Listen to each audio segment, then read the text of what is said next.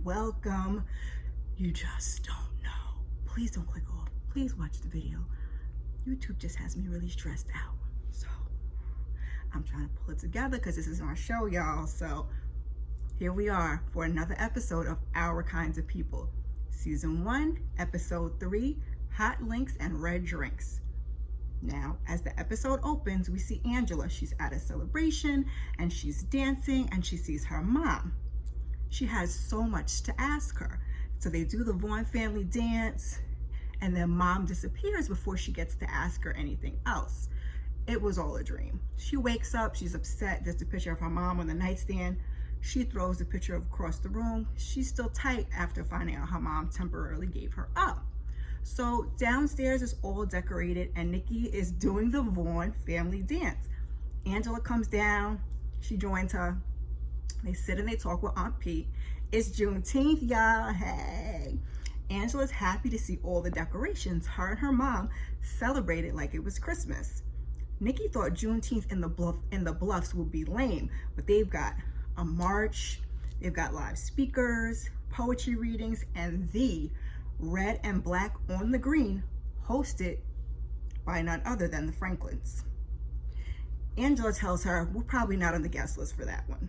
Aunt P is looking for banners. So when Nikki goes upstairs to get them, Angela says, you know, she's happy, she's thriving here, and all of this while she's painting her red bottoms with nail polish. Are those the ones Tyreek got her?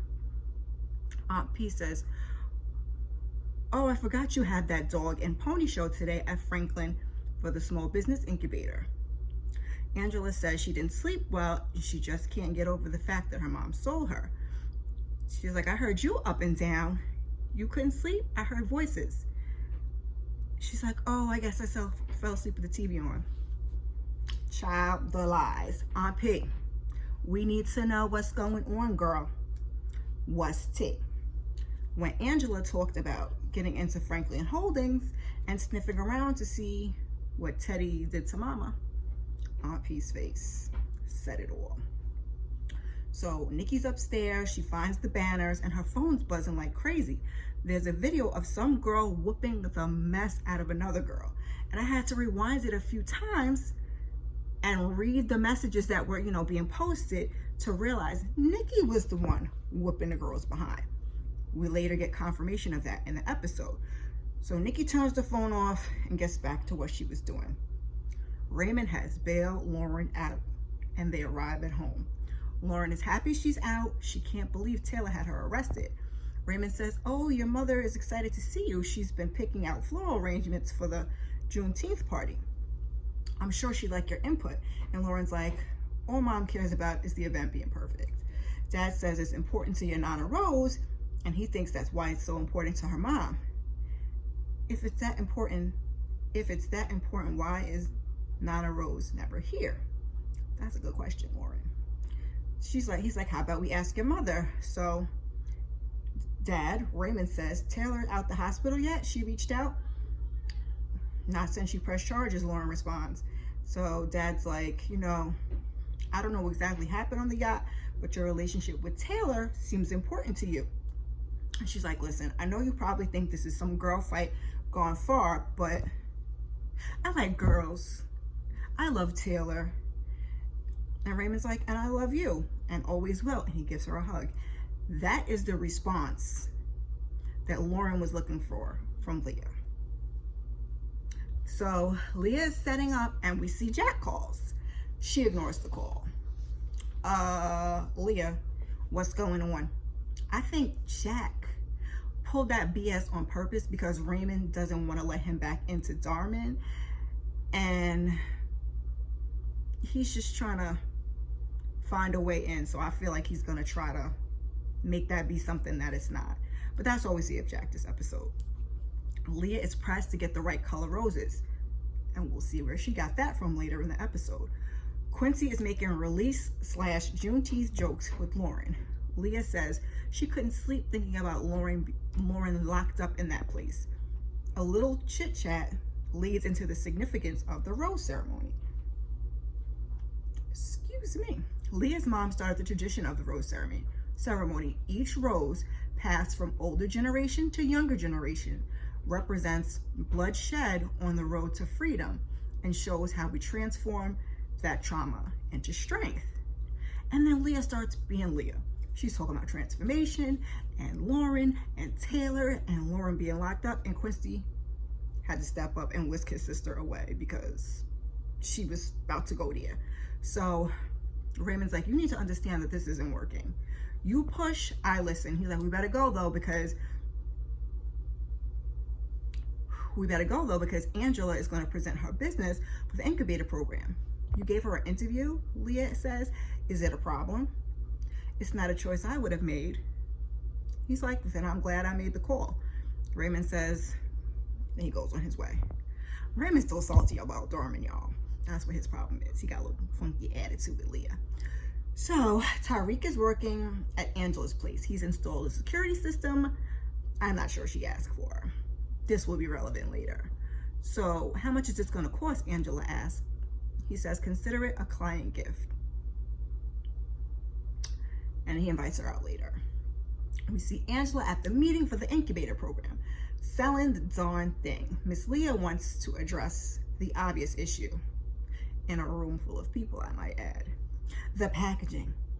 Angela says it's her mother's image. Her mom didn't see herself as exceptionally beautiful, but Angela says she always did. So Leah said, you know, we can easily sell at a higher price point with a bottle that's more upscale and modern and less ghetto swap meet.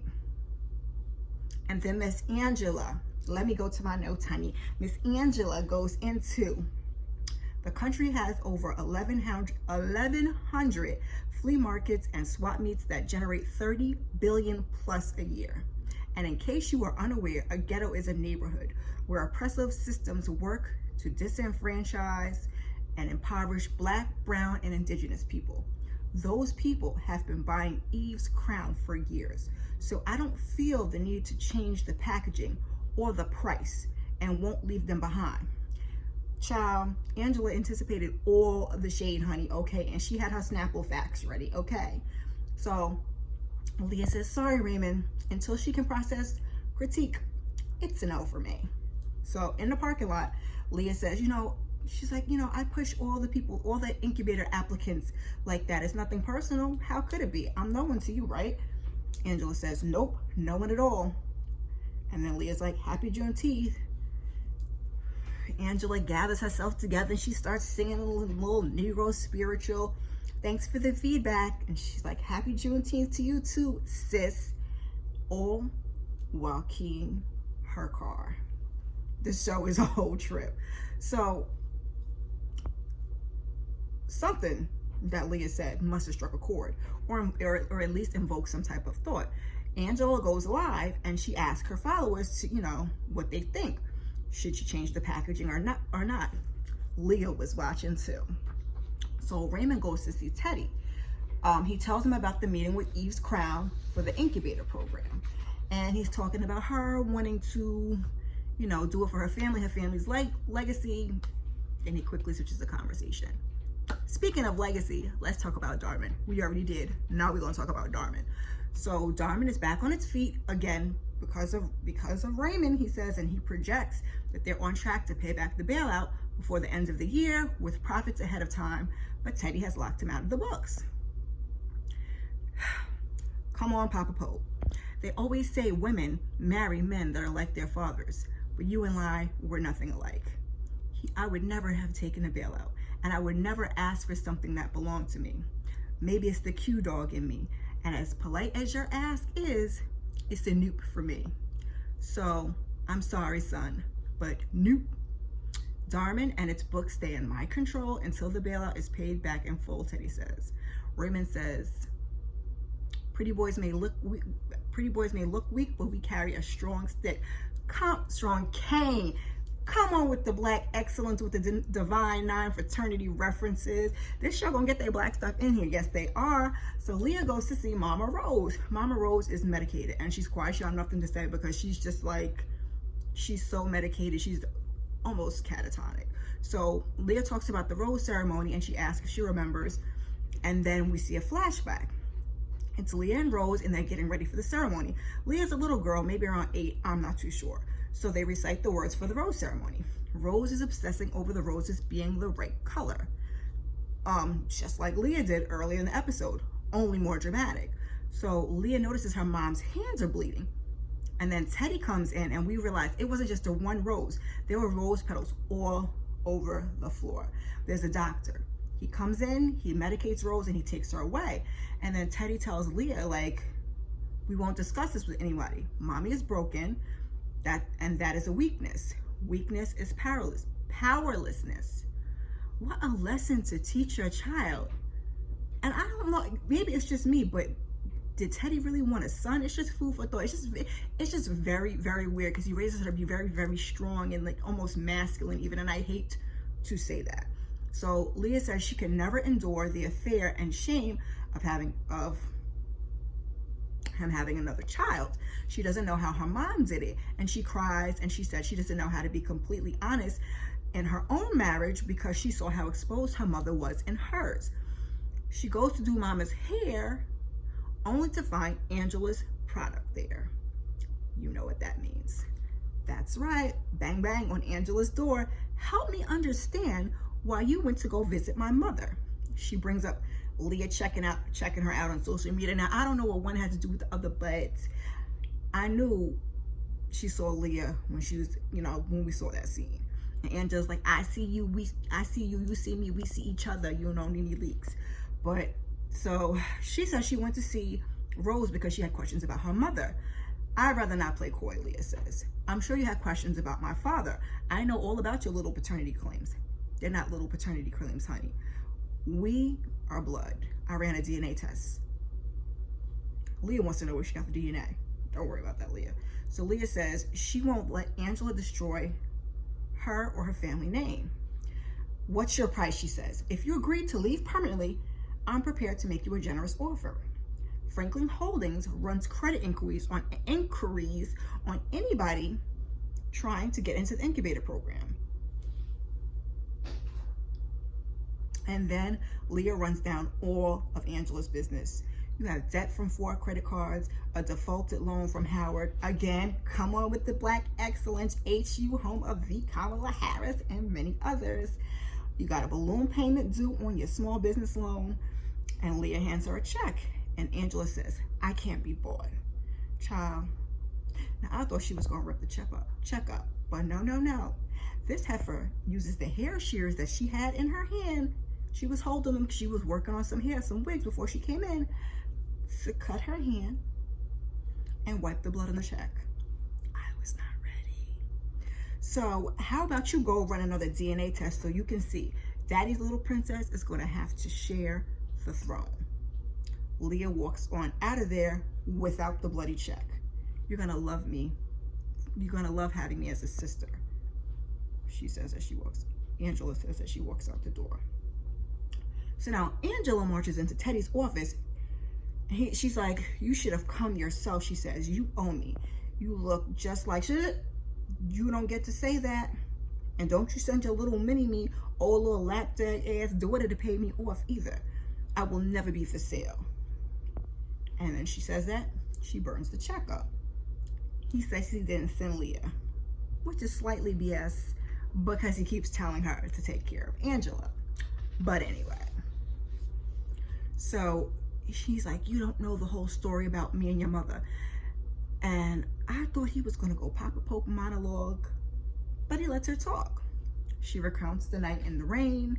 She calls him low, contemptible, trash, just like any other man who won't honor his obligation to raise his child. Amen, amen. He sits and he listens and his hand shakes. And now I missed that in the last episode. Like everybody else caught it, reviewers caught it, friends caught it. But I'm like, are they trying to say he has Parkinson's? Because my nana had Parkinson's and her hand used to shake like that. So he apologizes and I'm not buying any of it. Like nothing at all. So he's like, you're here now and we need to find a way to manage the situation. Oh, why did he say that? Yaya darn near went off. He said a word or two and she left. So we see Nikki. and she's on the beach with Taylor. Taylor's out the hospital, y'all. Taylor wants to hang out with Nikki this summer. She barely got texts from any of the other girls. And Nikki agrees, but then she sees some of the other girls are over there playing house or field. I was like, what? Kids these days be so disrespectful. So Nikki tells them colorism is mad disrespectful to the ancestors. Taylor tries to defuse the situation, but old girl gonna say, I think Nikki was about to walk away, but old girl's gonna say, new bitch, feel AF. So Nikki's like, I'll snatch a couple rolls of that dusty ass wig off your scalp. And baby girl gonna say, a bitch can try. Like she was all Master P about it. And then Nikki chose violence. Jumped all on the girl. Taylor helps get them apart. Embarrassed after the fact, Nikki runs off. So we see Tyreek's old bitch ass, and I almost skipped this scene because of what was later revealed. He takes Angela to a VIP box setup. He hasn't pitched it to Teddy yet, but he wants to create meaningful commercial spaces for us, by us. I was on board, again, till later. But right now, I'm just irritated, and I'm shaking my head at Tyreek. You got some nerve, homeboy. You got some nerve.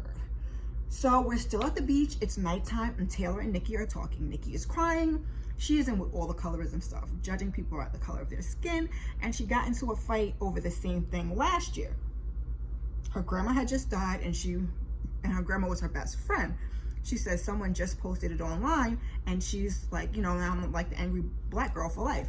So we put some of the puzzle pieces together.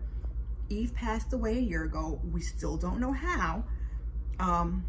Also, did she raise Nikki? Because in an earlier episode, Nikki said something about now Angela wants to be a mama.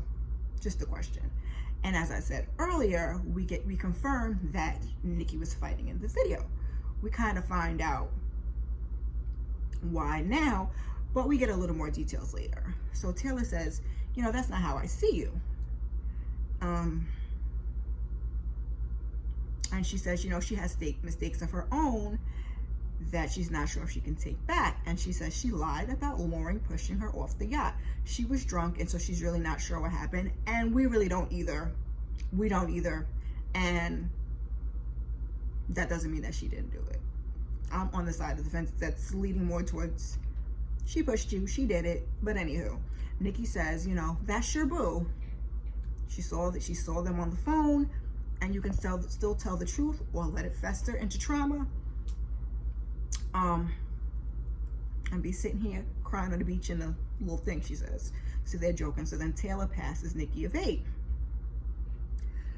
So meanwhile, back at home, Leah is ear hustling at one of the kids' door, and Quincy is telling Lauren that he knew, and he says, Taylor's kind of extra, but if that's your type. And Lauren's like, why do we hide things in this family? Like Grandma Rose and my sexuality. And she wishes that she could get her mom to listen. So Raymond catches Leah ear hustling in the hallway. He's like, lurking will only make you realize just how cringy you can be. So Leah smiles, and then they walk away. She says, I'm glad that they're a team, even if they're dragging us mercilessly. So she says she was the only child, and she never had that. Raymond says there's strength in numbers. Is there? Leah says. She's like, I never wanted a sibling. Sounds like my oldest. He didn't want no sibling. There's 3 of them. So Leah says, she always thought there was a finite amount of love. And, she learned that very early when her mom was sent away. So she tells Raymond that Angela's mother was her dad's mistress, and that Angela is her half-sister. Teddy confirmed that, she says, and Raymond asks what she wants. Leah says she doesn't know. And all I can think about is the scene Nat is like, now that Leah didn't open up to Raymond, I don't think you're going to get in that incubator program, Angela. That was just my thought. Like, that's what I was thinking. If he doesn't know, then, he would cross his wife. And unless he's really, really, really burnt about the Darman thing, like, I don't think he's going to cross her like that. But Leah tells Raymond she offered her a lot of money to go away. And he's like, that's why you don't like her. She's making you do something you hate. She's making you wait and see. Then we see Aunt P in the car at night with a map and a shovel, like she's doggone Dora the Explorer. Lights flash, a man pops up at her window, and then Teddy slides into the passenger seat. Why was your door unlocked? But so, what are you, Shaft now? She asks. Teddy says part of him didn't think she'd be foolish enough to come out here. You bought a piece of land here in 1984, just days after she and Darius had a falling out. You mean you killed him? Teddy says. What you say, Daddy? Teddy? P, you got some explaining to do. Who is Darius? And are we killing people now? We killing folks? That's what we doing? Aunt P got some skeletons jumping all out of her closet at this point, and I feel like Teddy got some skeletons on that land that we don't know about too. That's just my synopsis. So Aunt P says, then you bought up all the land around it. He gives some Papa Pope monologue about plovers and how Angela needs to leave, like one of them. Aunt P's like, she ain't going nowhere. She's as stubborn as a tick. She's done playing games, and she says she is done playing his game, and is he out here or not?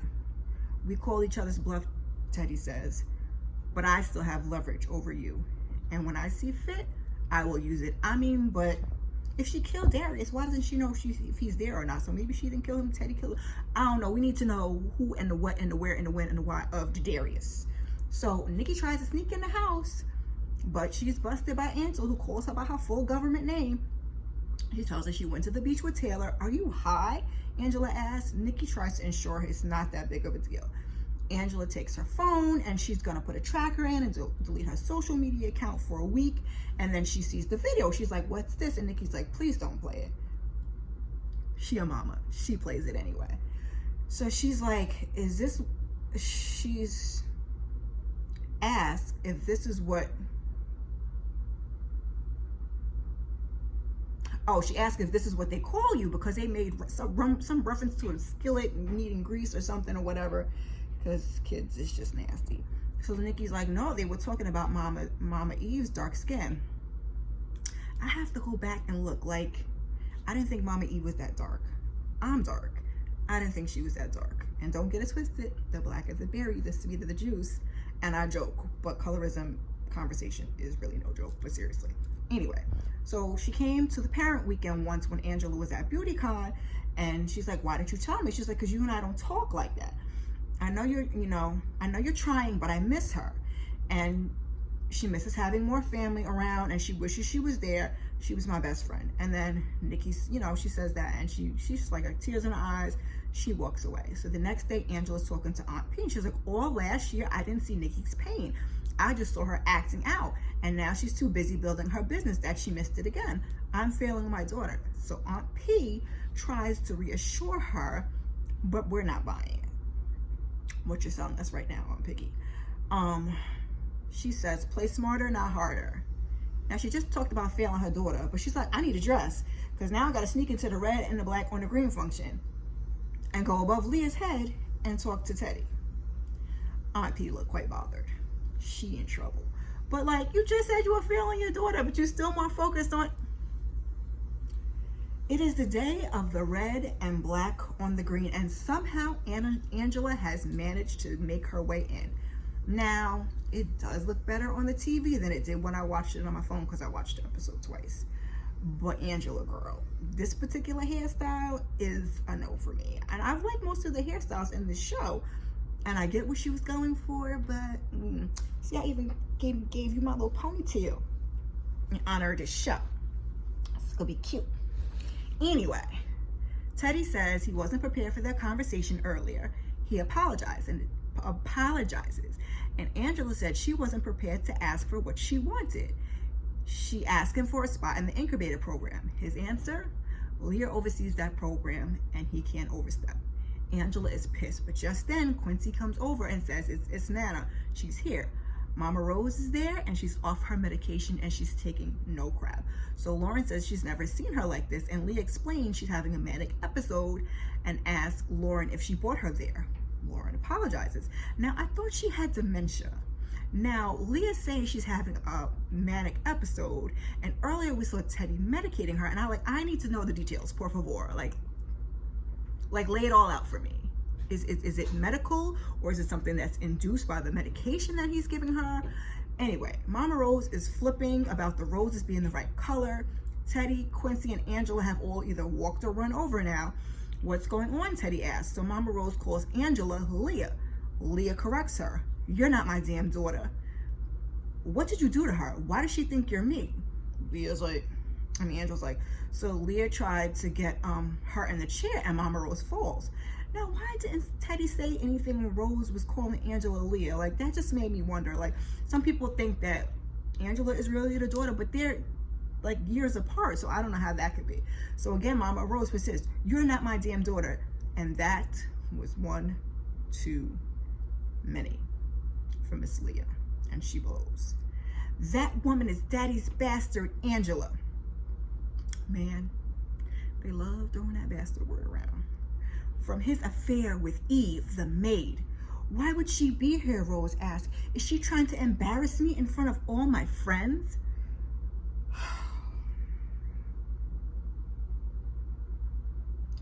Child, I done lost my... So, bear with me 1 minute. So Angela tries to walk off.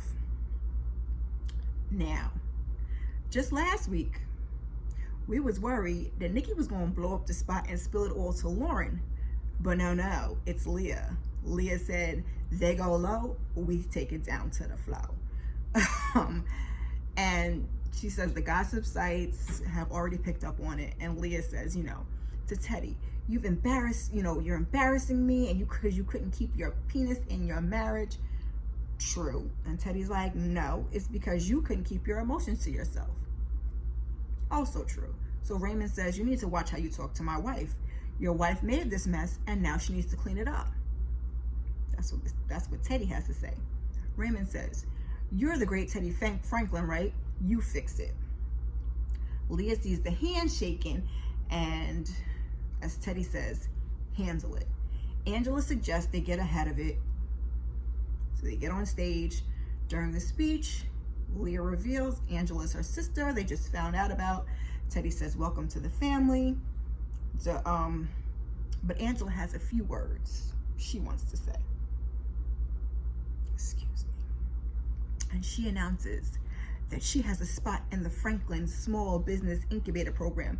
Nepotism is alive and well, y'all. And then she leans over and she whispers in Leah's ear, I guess I am Franklin material after all. So Teddy is at Franklin Holdings. He's with Tariq. He's looking at footage of the inside of Angela's place. There's no way this can be traced back to me, Teddy asks. And I'm asking, what side are you on, Tariq? What side are you on, Tariq? So disappointed in you. So Tariq doesn't, he's like, I don't think Angela's a problem. Teddy's like, I made a huge mistake when I fell for the help. Tariq's like, half my family is the help. Teddy apologizes. He meant no offense. He offers him an opportunity to come in and pitch for the VIP boxes. Tariq leaves, and Teddy gets a phone call from the doctor confirming he has Parkinson's. They would give you that information over the phone. Anyway, Lauren is at home, and she is having a full-blown breakdown from all the secrets she just found out. She's had...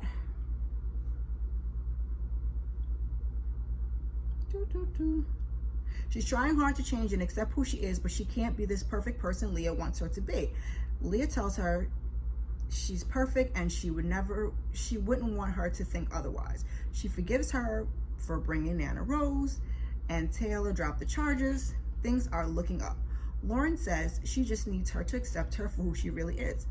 Leah says yes, she was raised to hide her flaws, to project perfection to the world, and expected to deny, and she expected Lauren to deny who she is. She did to Lauren what Teddy did to her. She just wants her to be free. Boo, bring me the laptop. I'm gonna pause for the cause real quick, because somehow I have lost the end of my notes. So we're gonna sit here and look at each other, because this is gonna roll. Maybe I'll edit it out, maybe I won't. I'm trying to think. Okay, we're back. So Angela comes in to talk to Nikki, who's drawing a picture of Eve. They discuss the Franklins accepting her, and I say more like acknowledging than accepting. So Nikki says she doesn't have much family, and the reason she's always posted on the gram is she has a fantasy that he's gonna find my page and say that my eyes look just like his. And His? Angela asked. She's like, yeah, my dad, I know it was a one-night stand and you don't know him. And the look on Angela's face says, girl, you are lying. And why would you put her through the same position you were in? Like, why would we do that as parents? So Angela tells Nikki that she wants to honor Mama Eve by making Nikki the face of Eve's crown. She tells her how wonderful she is and how she wishes she knew who she was at that age. Don't we all? She says, you know, I've got some things to fix. And then we see Angela at the prison, and a tall man with locks walks over and says, Angela, what the hell are you doing here? Angela's like, I think it's time. It's time for Nikki to meet her father. And the episode ends. Bish, what? Who is that man, Angela? And why is he in jail? I can't believe some people don't like this show. The soap opera of it all with the drama is all I'm saying. I can't wait for next week. We are getting so much info in each week. What questions do you have? What do you want to find out? I hope you'll come back and join me for episode 4. In the meantime, check out some of my other videos. Thank you. And before you go, don't forget to share, like, subscribe, drop me a comment in the comment section, and I appreciate you. Peace.